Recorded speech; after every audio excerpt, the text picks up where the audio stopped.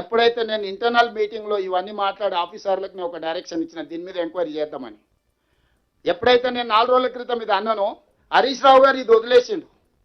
మళ్ళీ బంకచెర్ల నల్లమల సాగర్కి పోయి గోదావరి మీద మాట్లాడుతుంది. ఇప్పుడు ఇది మాట్లాడతలేడు. ఇప్పుడు ఇంకా 3 రోజుల నుంచి మీరు హరీష్ రావు గారి స్టేట్మెంట్ చూడండి. నేను 4 రోజుల క్రితం మా అధికారులందరినీ పిలిచి కూర్చోబెట్టి ఓకే ఫైన్ బాగుంది, చర్చ అంతా చేద్దాం, TO terms of reference ready అయ్యండి, ఎంక్వైరీకి ఆర్డర్ ఇద్దామని చెప్పి ఆఫీసర్లు అందరికీ చెప్పిన.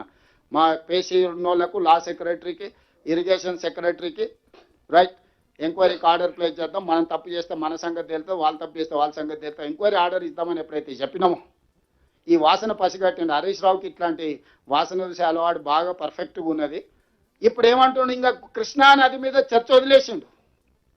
లేదు లేదు లేదు బంకచెర్ల నుంచి మీరు నల్లమల సాగర్ను మీరు అనుమతిస్తున్నారు, చంద్రబాబు నాయుడుకు తాకట్టు పెట్టిండు అని. నేను అనేది ఈ రూమ్లో ఉన్న వాళ్ళు ఎవరమైనా మనం ఈ ప్రాంతంలో పుట్టి, ఈ ప్రాంతంలో పెరిగి, ఈ ప్రాంతంలో రాజకీయాలు చేయాలనుకుంటున్నాం. ఎవరైనా ఏ విషయంలో అయినా ఏదైనా అభిప్రాయం ఉండొచ్చు. తెలంగాణ నీళ్లు ఇతరులకు ఇచ్చే దాంట్లో ఎవడైనా ఒక సెకండ్ అని ఆలోచన చేస్తాడా? మీ రూమ్లో ఉన్న వాళ్ళు ఆలోచన చేయండి. పెద్దలందరూ ఉన్నారు కదా, ఎవరైనా తెలంగాణ ప్రజలకు ప్రాతినిధ్యం వహించేవాడు తెలంగాణ రైతుల యొక్క హక్కులను తాకట్టు పెట్టడానికి కలలోనైనా నిద్రలోనైనా ఎవడన్నా ఆలోచన చేస్తాడా? ఆయన చేసిండు, అనుభవించిండు, ఇంటికి పోయిండు. ఇప్పుడు మన మీద ఆ దుమ్మెత్తిపోయాలి, అతికించాలనే ప్రయత్నం చేస్తుండు. అందుకే ఇక్కడ ఉన్న ప్రజాప్రతినిధులందరికీ నేను చాలా స్పష్టంగా కాటకారికలు చెప్తున్నాను. దీంట్లో ఏంటంటే మహాభారతంలో ఉన్నట్టు ఎన్నో ఘట్టాలు ఉన్నాయి, ఒక్కొక్క ఘట్టం ఒక రకం. ఇది మల్టీ కాంప్లికేటెడ్. ఎందుకంటే ఆంధ్రప్రదేశ్ ఉంది, తెలంగాణ ఉంది, కేంద్ర ప్రభుత్వం ఉంది, కృష్ణా ట్రిబ్యునల్ ఉంది, కృష్ణా రివర్ మేనేజ్మెంట్ బోర్డు ఉంది, పర్యావరణ అనుమతులు ఉన్నాయి, సిడబ్ల్యూ సెంట్రల్ వాటర్ కమిషన్ అనుమతులు ఉన్నాయి. ఇది ఎన్ని రకాలుగా చిక్కుముళ్ళు ఉన్నాయంటే చార్మినార్ దగ్గర ఆటో నడిపినట్టు ఉంది. ఎవడు ఏ పక్క నుంచి ఏ సందులో నుంచి ఓడొస్తాడో, సైకిల్ మోటార్ రోడ్ వస్తాడో, కార్ రోడ్ వస్తాడో, ఎవడు వస్తాడో తెలియదు, నడుచుకుంటే వాడు వస్తాడో, అరటి పండ్ల బండి వచ్చి అడ్డం పెడతాడో తెలియని పరిస్థితుల ఈ జల వివాదాలకు సంబంధించిన చర్చ ఉన్నది. ఈ చర్చను పూర్తి స్థాయిలో సభలో ఎండగడతాము. ఇందులో వచ్చిన వాళ్ళకు కూడా క్లియర్గా గోదావరి నది, కృష్ణా నది రెండు నదుల మధ్యలో ఉన్నదే తెలంగాణ. ఈ తెలంగాణ హక్కుల కోసం మన ప్రభుత్వం ఉమ్మడి రాష్ట్రంలో హక్కులను సాధించుకోలేకపోతున్నాము, హక్కులకు అన్యాయం జరుగుతుందని, నష్టం జరుగుతుందని తెలంగాణ రాష్ట్రం ఇచ్చినాం.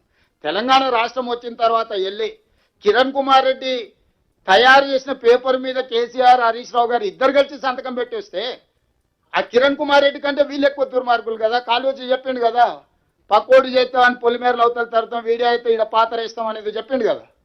సో అది సరిగ్గా వీళ్ళిద్దరికి వర్తిస్తుంది. ఆ రోజు ఇరిగేషన్ మినిస్టర్ హరీష్ రావు గారు, చీఫ్ మినిస్టర్ కేసీఆర్ గారు, వీళ్ళిద్దరిని ఊరేసిన నేను అథారిటీగా చెప్తున్నా, వాళ్ళిద్దరిని ఈ జలాల విషయంలో చేసిన అన్యాయానికి హరీష్ రావు గారిని, కేసీఆర్ గారిని ఊరే తీసినా తప్పు లేదు.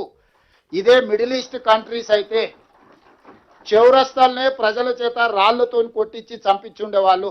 మనది ప్రజాస్వామిక దేశం కాబట్టి ప్రజాస్వామ్య బద్ధంగానే ఎవరినైనా శిక్షించాలి కాబట్టి కసబును కూడా మనము చాలా రోజులు జైల్లో పెట్టి, బిర్యానీ పెట్టి, విచారణ చేసి ఉరి తీయాల్సి వచ్చింది.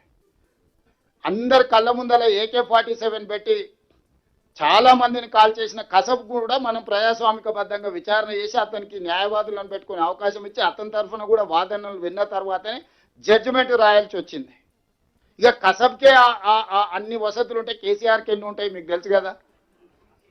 అందులో సంపాదించిన సొమ్ముంది, ఎవరినైనా తెచ్చుకోగలుగుతారు న్యాయవాదులను.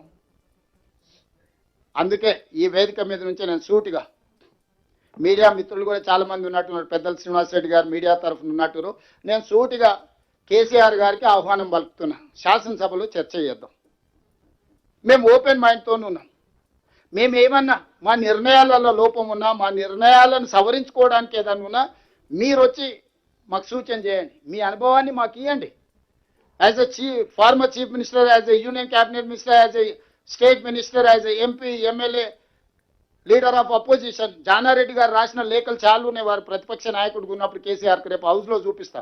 ప్రతిపక్ష నాయకుడిగా నువ్వు చేస్తున్న దాంట్లో ఉన్న లోపం ఏంది, నువ్వు సరిదిద్దుకొని ఏం చేయాలనో కూడా జానారెడ్డి గారు ప్రతిపక్ష నాయకుడిగా లేఖలు రాసింది కేసీఆర్ గారికి 2015, 16 ఈ పాలమూరు రంగారెడ్డి ఎత్తిపోతల నుంచి మైనర్ ఇరిగేషన్ వరకు టైమ్ అండ్ అగైన్ ప్రతిపక్ష నాయకుడిగా జానారెడ్డి గారు ఆ రోజు ముఖ్యమంత్రికి ప్రతిపక్ష నాయకుడిగా లేఖలు రాసిండు.